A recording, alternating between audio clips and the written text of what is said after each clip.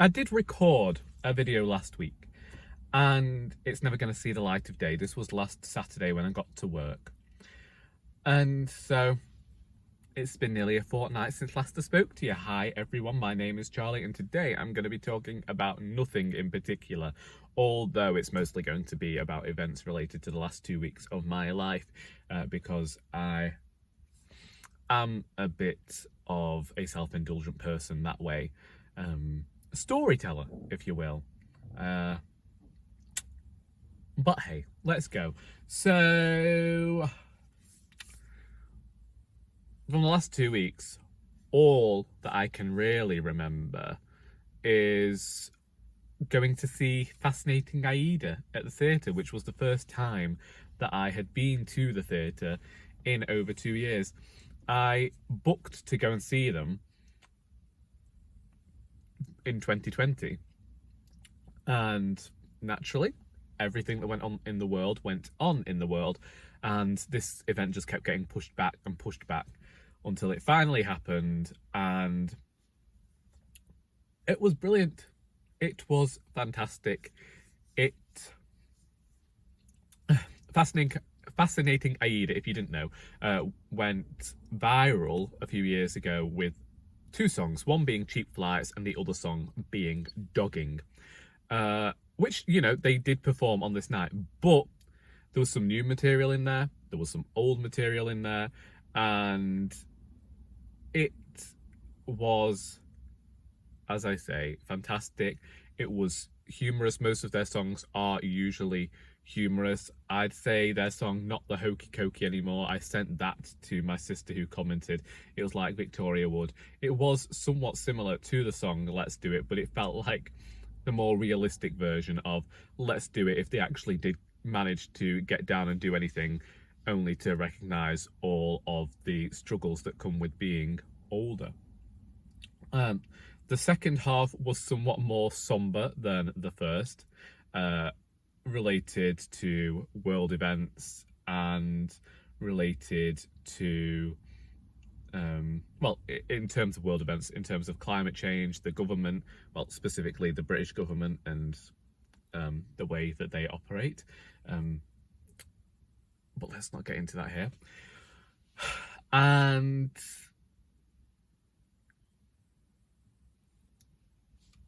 I had booked a bit. I thought I'd booked in the Circle, but I'd actually booked in the Gallery. So I was the highest up I've ever been at this theatre, Crew Lyceum, one of my favourite theatres to go to. Originally I'd booked for the Lowry, but I had to get my money back on that one just because I didn't know how the things were going to work out time-wise. So I was there, and just a few notes from that night, other than what I've already said. Firstly, look up Fascinating Aida online today. I'll leave a few links in the description. Basically, I'm just looking to provide you with some light relief. And so there were people behind me who'd never heard of them before and had been gifted tickets by their neighbours, and accidentally looked up the opera Aida and went and said, well, we think this is a bit too highbrow. So I found it really funny that they didn't know anything about it, and so it was great to see some people who didn't know about them. But then I didn't realise the person who was on the same row as us had not heard the song Dogging before, and so Dilly starts playing Dogging, and as soon as she says that word, this woman howls. I mean, I've never heard I've never understood the term howls with laughter until I heard this person practically scream down the aisle from me, the row, or whatever you want to call it. She was going for it. I didn't know she was going to start singing Dogging, and I just started supping on a cup of tea, so the woman in front of me nearly got covered in it. I have to say as well, not the best seats in the house when we're in the stalls, which is where we usually go, where I couldn't go because they said I couldn't leave one seat in a row empty, so I couldn't sit where I usually sit. because it would have left one seat between me and the person there. But actually, they were leaving seats between people anyway, based on all the regulations and things. So they could have allowed me to book these seats, but they didn't. So I ended up in the gallery. There was actually basically no leg room. So my knees were constantly behind somebody's head, who every time she flung her head back, she accidentally knocked her head into my knees, which was fine, you know, but I wasn't really into that sort of activity. And then also in the interval, I'd heard these two rather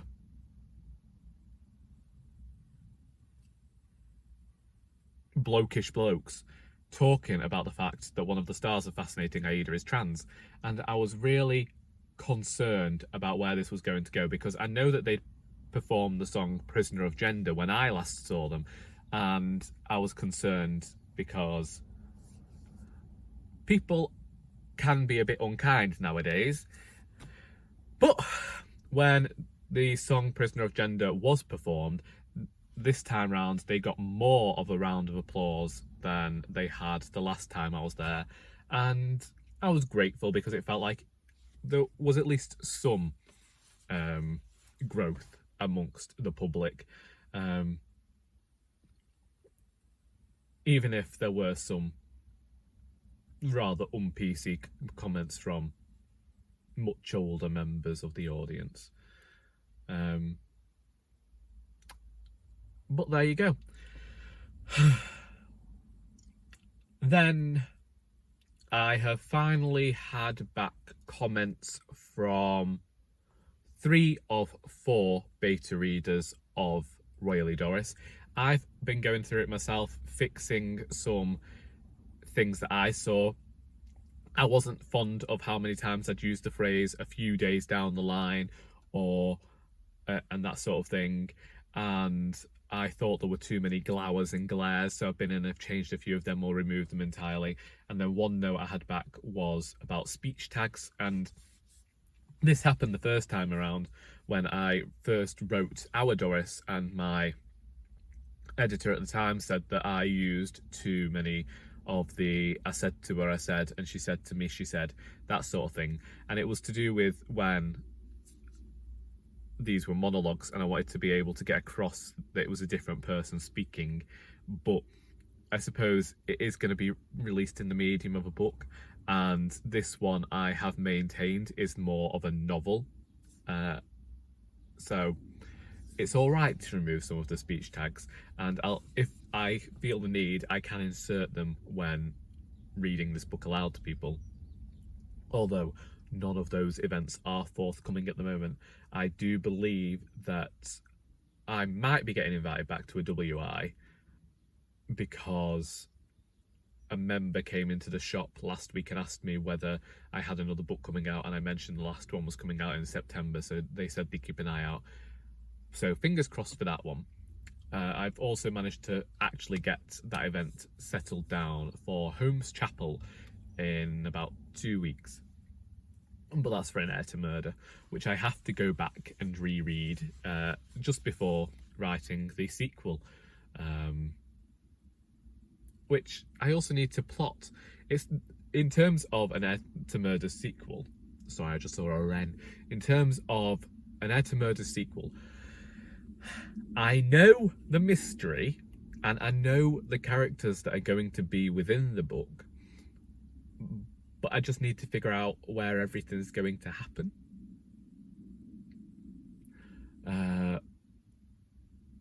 When it came to An Heir to Murder, I actually wrote 60 pages of that before I even got to the plot that I'd got written down. And that was because I just wrote down the things that had to happen. Now there's a car alarm going off somewhere, so if you can hear that, I apologise. I wrote down what had to happen. And then, sorry, pigeon flying directly at me car. As things happened and I thought we need more time here, I'd go in and I'd tweak a few bits to add that and add more notes. But hey, that's probably what will happen with the sequel. I still haven't figured out what I'm writing next because I am editing Royally Doris. I've even changed the font because that's something that Joanne Harris has to try when going back through and rereading, which means that this is the second time that I've read this book in a month. and I will probably read it much more. I will be sick of this book by the time that it's released. That actually doesn't happen until I am going and doing events for it, which is why you always, it's one of the tried and tested things, is to always stick to the things that you have read other places and have worked, because chances are most of the people who are in that audience aren't going to be people who've been to your other performances. So you can go to the same place, you can go to different places and give them the same show. And you have to remember that. Well, I had to remember that. Also read the room. Sometimes places are going to be more tolerable or tolerant of some things that are in your book than others will. I remember, and also having to change what stories you tell. So when it comes to Indisputably, Doris,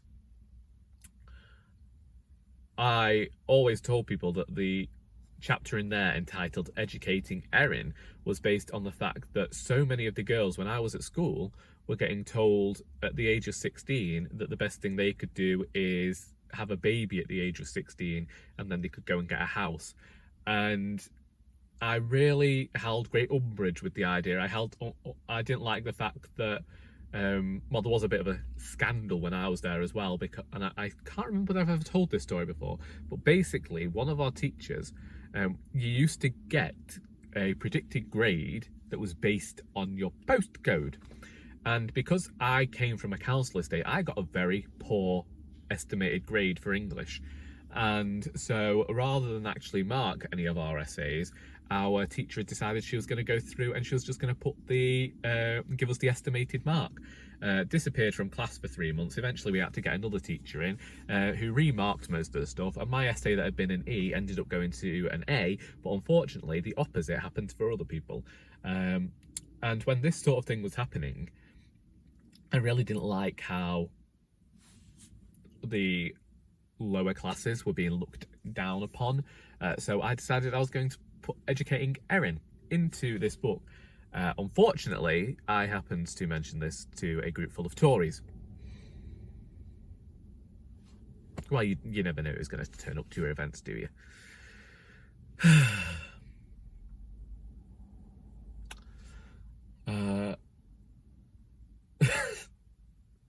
What else has been going on? So last Saturday, someone tried to kill me. Not in like someone finally tracked me down after hating me online.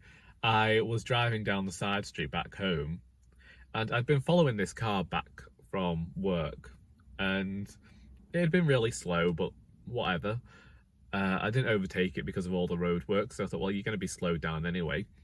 And I turned up one of the side streets, and then I go up this side street, turn left, carry on, and there are 3 roads that come out.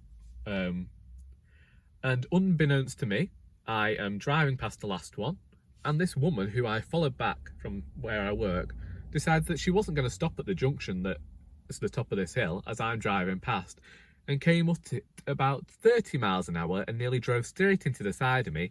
I swerved, and luckily there was a space. Otherwise, I would have hit a parked car and then probably also gone into the side of a house. In fact, if this woman had hit me, I definitely would have gone into the side of a house. And she just drove on, oblivious, acting as though nothing had happened. And I mentioned it to people around where I live, and they said that this woman's notorious for that, just because I happened to recognise what car it was. And I thought, well, that's nice. If she's notorious for it, why didn't somebody say something to her, or a family? Anyway, that happened. And then I've been to Waterstones this week. Bought The Last Firefox by Lee Newberry, a middle grade book. Sorry, let's not slouch. Bought The Last Firefox by Lee Newberry, which I heartily recommend to all of you. It's about a young boy called Charlie who is perhaps not so confident, and then gets entrusted to care for this firefox that has appeared from another realm, and he has to keep it safe from this otherworldly creature. He can't tell his parents about it, his dad's, and they're thinking about adopting another child, and he doesn't know whether he's got the skills to be an older brother. And then he's also about to head into high school, and it deals with all of those childhood insecurities, but also happens to do it in a bit of a fantastical, allegorical fashion. With great tales of friendship, great writing that sometimes I was envious of. Brilliant. Then I got A Storm of Sisters by Michelle Harrison, the 4th book in the Widdowson Sisters series, or whatever we're calling that. I got this for a buddy read with Emily of Novell Novels that I was starting that day, so I had to go to Waterstones anyway. Fun fact, I was trying to find A Storm of Sisters, and there was a woman who must have previously worked at Waterstones showing off her baby to one of the booksellers, and they were stood right in front of the book I wanted to get.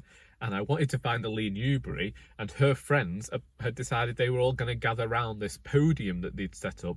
And I couldn't even see that there was a podium there because they were crowding around it. Fine, whatever. In the meantime, I went over to general fiction, accidentally discovered that the books of Jacob, the Olga Tokarczuk, that Kieran of KD Books has been talking about for the longest time and did a rather fantastic vlog of, and so I've now purchased this 892 page tome. And as I took it to the desk, the bookseller warned me about the book, told me that he's currently reading it and that he bought it alongside a 1,000 page graphic novel called The XX that he also recommends I get. And I saw it mentioned Jodrell Bank, and I live in Cheshire where Jodrell Bank is, and I've never revisited. And it's one of those where it was one of my favourite school trips, and it happened 22 years ago. And there are still moments from that are stuck in my mind. But it's probably not the same as an adult. So now I have the books of Jacob, and I will read it at some point. I wanted to read it straight away, but I was reading this book with Emily, and I'm still reading The Sentence by Louise Erdrich, which is a complete book lover's book. I didn't expect it to mention certain world events so soon. But it's strange how they seem to have changed the trajectory of the novel, but also worked really well. So good on the author for managing to work that in. And yeah, they added, well, to be fair, it did actually add another sense of tension to the prose then. And I mean, just in the way that the characters having to work in such close quarters with a possible ghost. So I'm reading The Sentence, hoping to finish that tomorrow. I accidentally skipped ahead with A Storm of Sisters. Well, it was no accident, actually. I have work yesterday and today, so I wouldn't have really got much of a chance to read. So I chose to read up till a certain point on Thursday, and then I kind of thought, should I just continue? And the reason behind that is, on Tuesday, I sent Emily a message related to what I thought was going to be a twist in the end, and Emily said she didn't think that was going to be what would happen. And so then I got closer to the end and I was like, I am certain this is going to be what's going to happen. And then, well, I can't tell you whether I was proven right or whether I was proven wrong by this book, but Emily did soon come around to my way of thinking, which is just the best way to get on with me, if we're being honest. Both Emily and I have really enjoyed reading these books, and well, I haven't enjoyed reading the second one, but the first, third and fourth have been okay. And we do tend to just fly through them. I'm pretty sure with every single book now we have said, do you mind if I just flip to the end and then we'll talk afterwards? So finish The Sentence tomorrow, hopefully. Then I've got 2 BookTube prize books to read. I want to make some headway on the Anthony Trollope books I've got. I've been considering just reading about 3 a month of the short ones I've got on my shelves. I wanted to read Harry Heathcote at Christmas because 1, I share a surname with the character, and 2, apparently it was the antithesis to Dickens' A Christmas Carol, and I never got around to reading it. But we'll see, because I've also said to another friend that we're going to try and read as many of the long list of the women's prize books before that gets announced in July. And I would like a personal project to be to read a few of the international book along list. So we'll see. But I also have plans to read some of the Larry McMurtry I bought and never got around to. Some of the bigger books. I wanted to read Anna Karenina last May and didn't do that. Although that's like this now, really. Because of the Larry McMurtry, because of other books I want to read. I'm supposed to be reading A Walk in the Woods by Bill Bryson with Dane of Dane Reads. That was supposed to be happening in January. It was supposed to be happening in February. I'm supposed to be reading it right now. So hopefully I'll read it this month. It's probably going to be a really fast read. Rearranged my bookshelves to put more, to try and figure out some more space, and it didn't work. I ended up putting books in a bag for the charity shop, but it still hasn't given me enough space. So we now have the TBR box, which I shared a picture of over on Instagram. And then otherwise, this week I have been dealing with a lot of arthritic pain, and I don't know why. So Tuesday, as I say, I went to Waterstones and I did that, and then in the afternoon I decided I'd take Sally for a long walk, because we haven't had a long walk in a while. We've had a few short little jaunts, but nothing proper. And so it had been raining in the morning. It'd been raining a bit. I took the dog in the afternoon. We went up to Macclesfield Forest, and I thought it was going to be packed because I struggled to get a car parking space, then managed to get the one I always like, which is right at the front. I'm going to have to hurry now. The manager's going to be here and I don't know how I'm going to finish this video.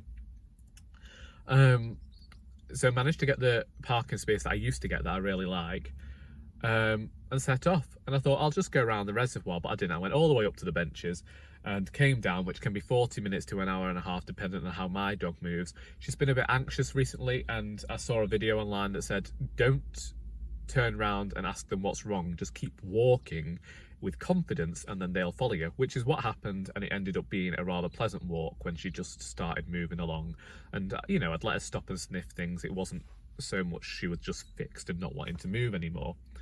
That went really well. Enjoyed myself, went home, chose to have a bath because that's what I like to do. Watched RuPaul's Drag Race UK versus the World, finally getting over the elimination from the week before, but not really. In fact, I do feel sorry for my friend Charlie, because I have been sending her messages every single day trying to rework things in my mind to how this could have gone better. Which isn't going to happen, because I am not some sort of reality manipulator like one of my favourite superhero villain type people, Scarlet Witch. I don't have that ability yet. Although I suppose I do write fiction, I write books, so technically I'm getting close. And then Wednesday morning, I woke up in complete pain. Now, for the last 5 years I've been waking up with knee pain, if not longer than that. It just went off for a few years in the middle, but for 5 years every day wake up with it feeling like there is a screwdriver going through the top of my knee to the other side. It's fine, I'm used to it. And that was there on Wednesday morning, but so was pain all over my body. I was like, if there was a bone in my body that didn't hurt, I didn't find it on Wednesday. No idea what it was. No, I don't have any idea at all. And so couldn't do anything, couldn't take the dog out. Well,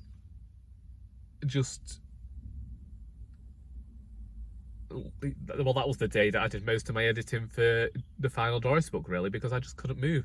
And that's the day that my edits came in from somebody else, so I did that.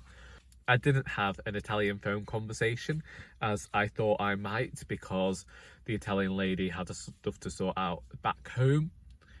And I was kind of glad of it, because I finally, my head was doing that thing that my head does on what I call my lackadaisical languid days. And that's all well and good. But I've discovered that that might be what people refer to as a brain fog, which was a new term to me. And then Thursday, it was still bad. On Wednesday, I was struggling to descend the stairs because my hip, knee and ankle were not working in conjunction to each other.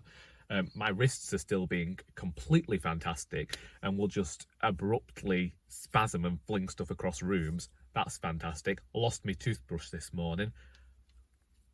Let's just say heads, shoulders, knees and toes with Aquafresh was not something I planned on doing at 7 a.m. Which, you know, maybe this is all part and parcel of something, of getting older. Maybe I need to return to a doctor again, but I think it is just a case of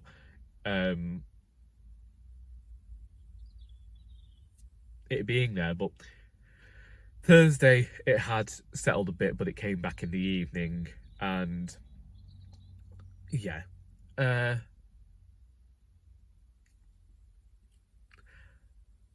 I'm one of those who's a bit wary when it comes to certain painkillers because I know how easy it is to get addicted to them.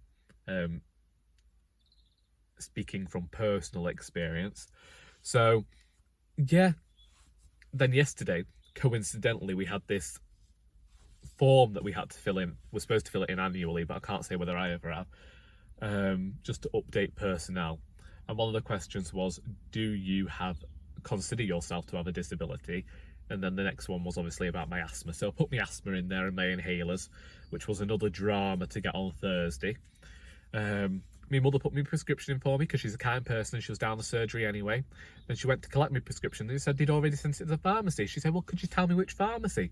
No, it's a gate data protection. She put the flaming prescription in. So then we had to travel around pharmacies trying to locate where my flaming prescription was. We found it in the end, and I got my inhaler I'd been missing for a week, which is good because I can tell that I'd already started deteriorating. I've just moved us out of direct sunlight because you couldn't see me because the shadow of me rear view mirror was on your face. It's now the end of the day. I just realised anyone down there can see me. So should I just I'll draw a bit more forward. Like that. And hopefully I can't be seen, and if anyone comes back for the car, well, I'll move. So it's now the end of the day. I was telling you about the asthma. I'd noticed how I deteriorated a bit, but hopefully with my inhalers back again, it'll be fine. And anyway, back to this question of having a disability. Well, firstly, I don't consider that to do. Yes, the bone is wearing away in both my knees, and apparently my hip bone has eroded, but that's just something that's been going on my entire life. The whole hip issue has been something that I have had since birth, when the bone did not set correctly and I kept having to go and see specialists and stuff, and used to walk a bit duck-footed, all that fun stuff, tripped over my own feet, could never run, but who wants to run anyway?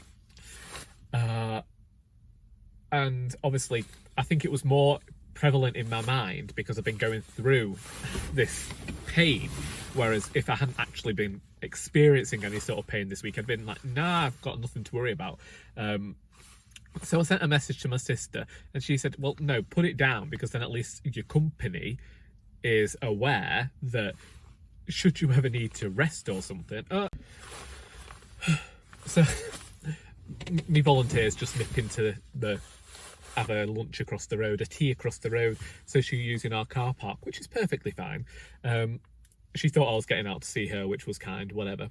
Anyway, so I got in touch with my sister. She said to put that down. Upset me mother because I put my sister down as an emergency contact, but I thought, well, let's just have a bit of faith here. Let's give it to the person who's probably going to keep her head in a drama. And my mother says, do you think I can't keep my head in a drama? I said, no, I don't think you can keep your head in a drama, but okay.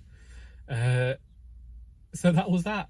And yeah, today I've been in work and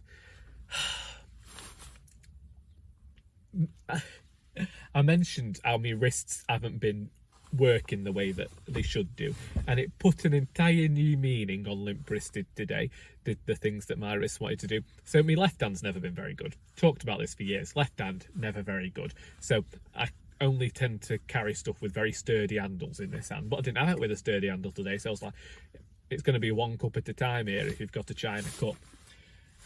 Well, I lost the phone behind the filing cabinet. People were bringing me fragile bits of bric-a-brac at the till, and I thought, are you really sure you're going to trust me with this? Do you really want me to be the person that you're going to trust with this piece of bric-a-brac that you want within your home? But everything got given to them that should have been given to them. Didn't break anything, made some good sales, had someone outraged about the price of a motorcycle helmet, and got the manager because I wondered about the price myself, but it turns out we're selling a new motorcycle helmet that usually goes for £400 for £60, so I actually don't think we're being that mean in the grand scheme of things, even if the customer wanted to chop my head off and wear it as a mask themselves. It's going to be a bit weird because one of our volunteers has now retired, so we've got to contend with that, find some new volunteers who might be able to cover for them, but you don't need to worry about that. And I am about to disappear off home. I haven't figured out what I'm having for tea yet. I know what's happening in Drag Race, but I'm still going to watch it. Because that's what I do. I always watch the spoiler videos and go through it. Maybe it's something that's wrong with me, but we ain't going to question that. And then hopefully, as I say, read some more of The Sentence by Louise Erdrich. I now have developed another stack of books in the shop. I posted a picture to my Instagram stories of these Franklin Library editions that we've got of various classic books, and there's some part of me, I don't want all of them because some of them are the Greek classics and I don't have anything towards them, but we've got a copy of The Mill and the Floss by George Eliot, and I do question that, but then I don't really know whether I like George Eliot, so why would I have this commemorative edition? Similarly, we have Madame Bovary, Crime and Punishment, and The Return of the Native, and 4 that I was interested in most of all. Then because I was trying to tidy the book area up, I pulled out another box that was full of Folio Society books, and I have never come across this box before, and I am certain it must have been there for a long number of the 6.5 years that I've been here. So I'll have to get them priced and out in the shop this week. Let's not forget, I did have that very extravagant purchase here when I bought the entirety of Thomas Hardy's works. No, I didn't buy Thomas Hardy's works. Who cares about Thomas Hardy? It wasn't me. I bought the entirety of Anthony Trollope's 47 novels, including his autobiography, from the shop. That was a big investment indeed, and talking about that earlier, is one of the reasons that I do want to get into reading, because I put a lot of money into this collection. And it makes sense to actually get some of it read. Anyway, I've got a 20 to 30 minute journey home. This morning it was rather quick because it's Saturday and nobody has to drive into the city. But now it's Saturday night and everybody is driving into the city or coming out of the city, or they're all gadding about ready for parties on Saturday night. I have never done anything on a Saturday night, never. I am now about to embark upon an era where I'm actually too old to enter into an 18 to 30 club. Do they even exist anymore? I don't know. I don't know anything about clubs. I've been in a few pubs in my lifetime, but yeah, I like to say I'm a rather boring person. It's got me through life. It's got me to where I am today, being a rather mundane, prosaic person, and I don't have a problem with that.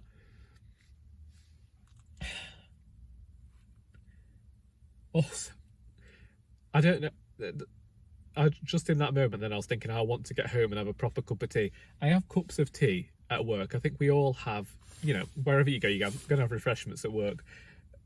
I have tea at work. I have my own mug at work, but somehow it never feels like a proper cup of tea unless I'm having it at home.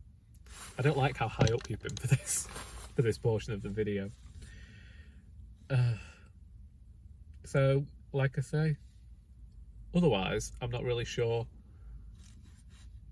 what there is that I would care to talk about. Maybe I'll end it on the nursery rhyme that I wrote at the writers group this week. Let's do that. The person in charge of the writers group this week had us rewrite nursery rhymes in the end. And so I chose to rewrite Mary Had a Little Lamb, because we all know that one speaks to the son of a sheep farmer. Oh, speaking of which, I've just been asked to get some jumpers for him. Nothing to do with sheep, this little nursery rhyme.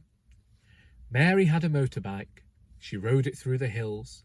She didn't see the haulage truck, ended up beneath its wheels. apparently that was apt for me. In a poem that I also wrote earlier in that day, she had us talk about things that we loved and then had us write about them, specifically a poem or some other thing. And I wrote a poem. I wrote this poem about going on a dog walk through Macclesfield Forest with Sally. And I talked about, when we reached the benches, seeing a white transit van just off in the distance, because I didn't want to say that, you know, looking out over the hills, I wanted to talk about what could actually be seen. And I could see this, well, because people know me and they know my writing, they immediately decided there must be something dark within that transit van. And I didn't realise that I was renowned for making things a bit twisted, but apparently I am. Now, we do know that I have made 3 out of 4 people cry at Royal Doris. One of them, well, also, very kindly, all 4 of them have said this is the best book I've ever written, which is good, because I'd hoped that as I'm reaching the end of my 20s, I'm finally starting to figure out how to be a writer.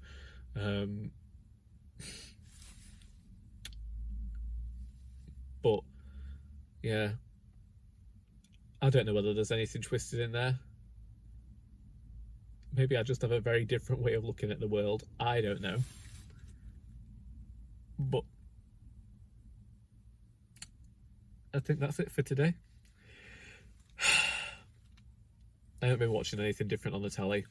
I'm still listening to the Pretty Reckless with Death and Rock by Rock and Roll. I did listen to Lissy's Back to Forever album. I also had Fleetwood Mac's Rumours from the shop last week, but unfortunately it turned out I actually knew every song on here, which isn't bad, but I'd got it with the intention of hearing more that I didn't know. But I didn't realise I knew all of Rumours, and I don't know how I knew it all, but I did. Maybe my parents did actually play something other than ABBA and Elvis whilst I was younger, and I didn't know about it.